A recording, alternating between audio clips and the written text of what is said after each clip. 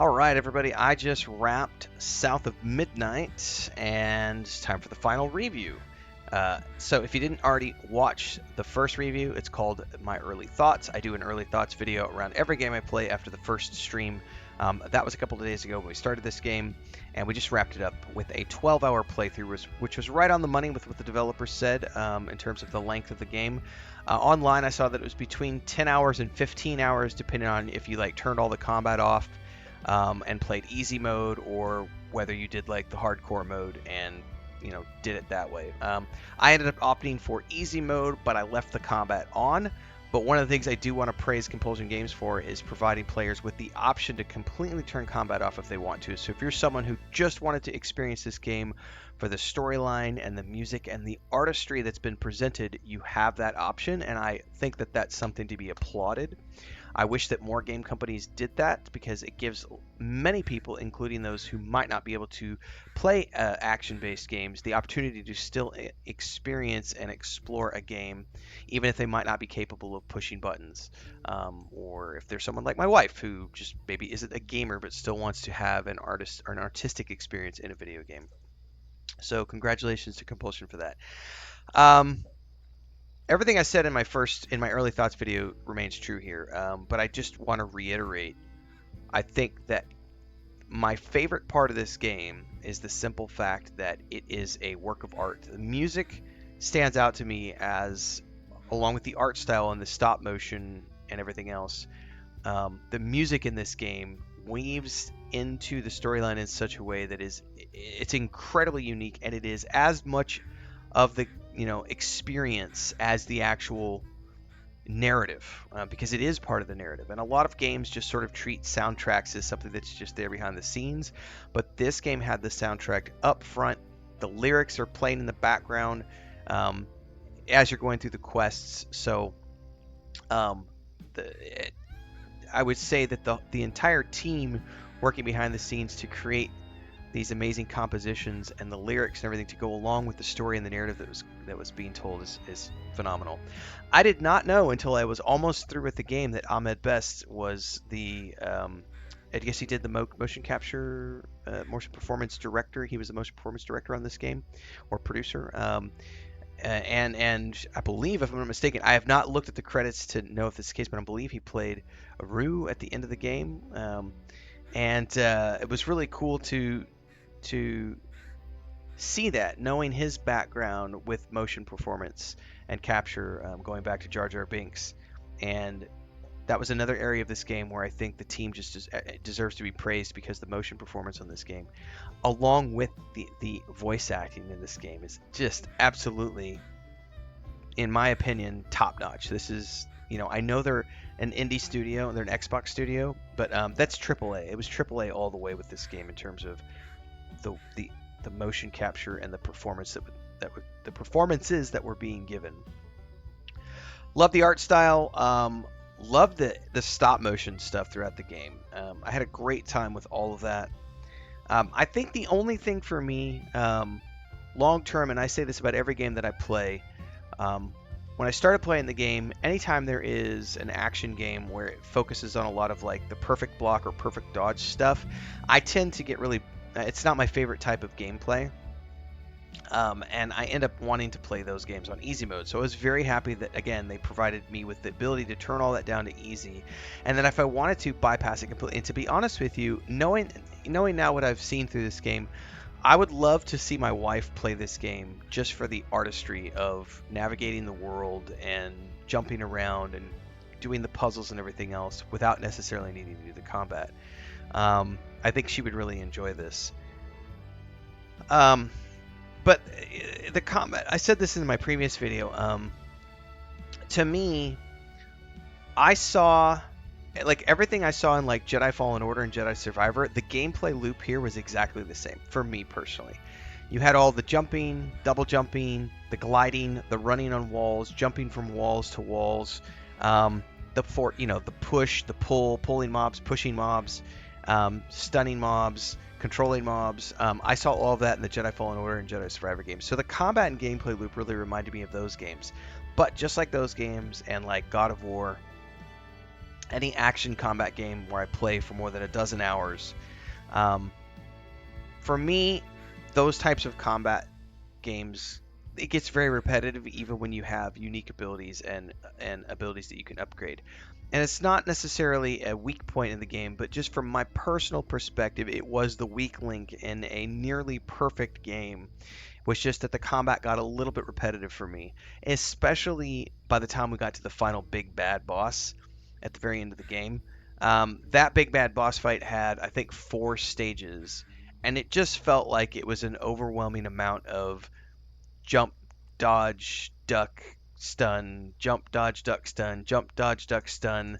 Kind of repetition throughout the fight using my abilities still, but um, that was the only weak point. Everything else was phenomenal. I loved the sort of, I kept calling him the budget Ruxpin, the budget Teddy Ruxpin, but the crouton, the little doll that you get.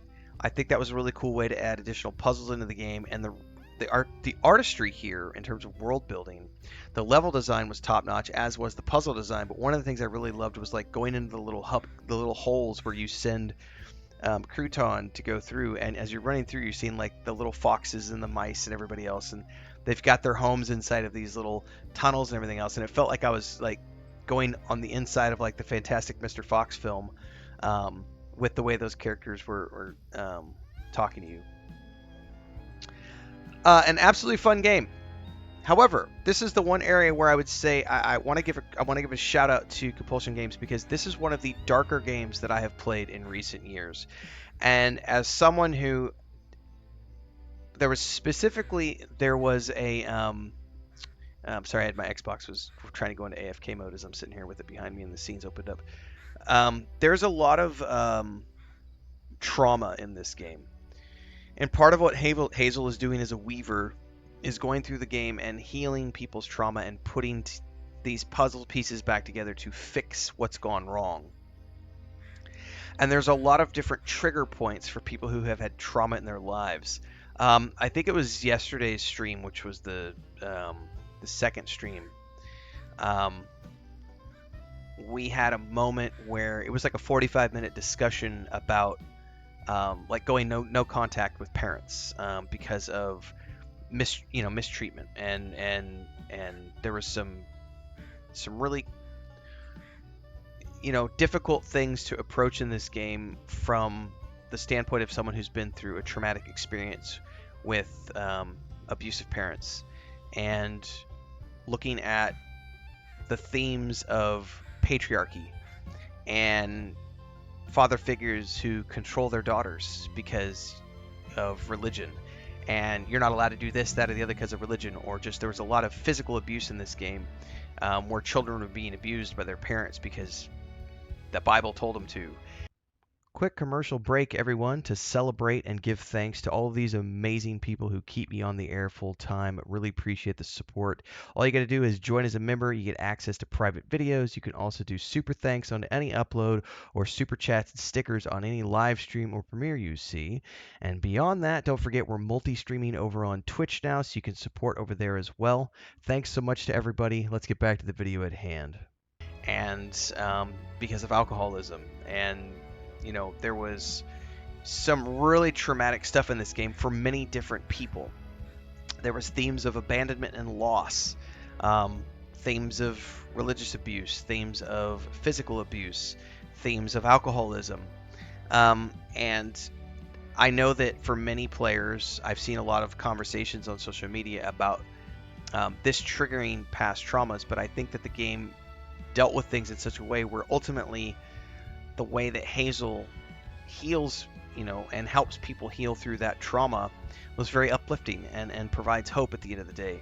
But I do appreciate the fact that these conversations are taking place, and that we have a game studio that's willing to have these conversations in a frank but artistic and hopeful manner that allows people to discuss types of trauma and find a way through to the other side. I know we had some great conversations during the streams about these topics, including my own past trauma, dealing with some, dealing with going no contact with parents for years, and some of that stuff. So shout out to Compulsion Games for creating a really unique experience. It did have a core gameplay loop in terms of, like I said, that Jedi Survivor, Jedi, Fallen Order type of gameplay, but also an overarching story and artistry and soundtrack here that was emotional, thought provoking, and ultimately, in my opinion, deserving of all sorts of awards for the quality.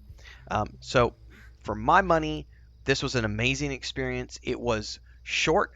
Um, I feel it was too short. I wish there was more, but hopefully we'll get more considering the ending is sort of open ended to where there could be a sequel, and I really hope they do get a sequel because this was a lot of fun and I think they created a really unique world, and I would love to see Hazel go on to do other things as a Weaver now that she understands who she is. And also, somebody mentioned this during today's stream.